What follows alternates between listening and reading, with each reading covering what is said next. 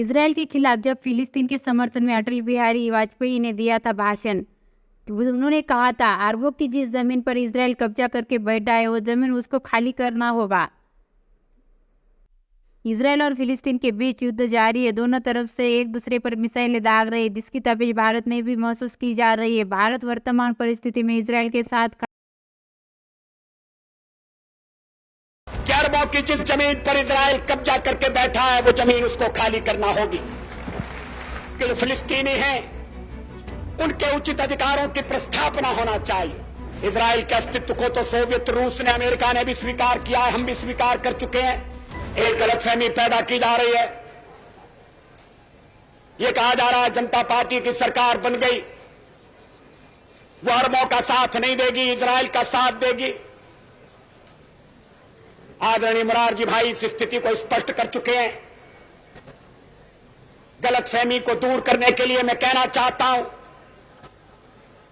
कि हम हर एक प्रश्न को गुण और अवगुण के आधार पर देखेंगे, लेकिन मध्य पूर्व के बारे में यह स्थिति साफ है कि अरबों की जिस जमीन पर इसराइल कब्जा करके बैठा है वो जमीन उसको खाली करना होगी। आक्रमणकारी आक्रमण के फलों का उपभोग करे, ये हमें अपने संबंध में स्वीकार नहीं है। तो जो नियम हम पर लागू है वो औरों पर भी लागू होगा। अरबों की जमीन खाली होना चाहिए। जो फिलिस्तीन है, उनके फिलिस्तीनी हैं, उनके उचित अधिकारों की प्रस्थापना होना चाहिए। इसराइल के अस्तित्व को तो सोवियत रूस ने, अमेरिका ने भी स्वीकार किया है, हम भी स्वीकार कर चुके हैं।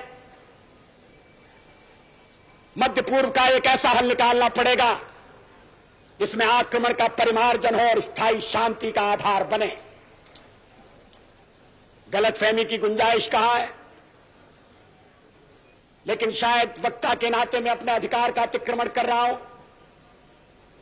ये तो नए विदेश मंत्री होंगे जो हमारी विदेश नीति पर प्रकाश डालेंगे। कुछ कहना होगा तो आदरणीय मोरारजी भाई कहेंगे,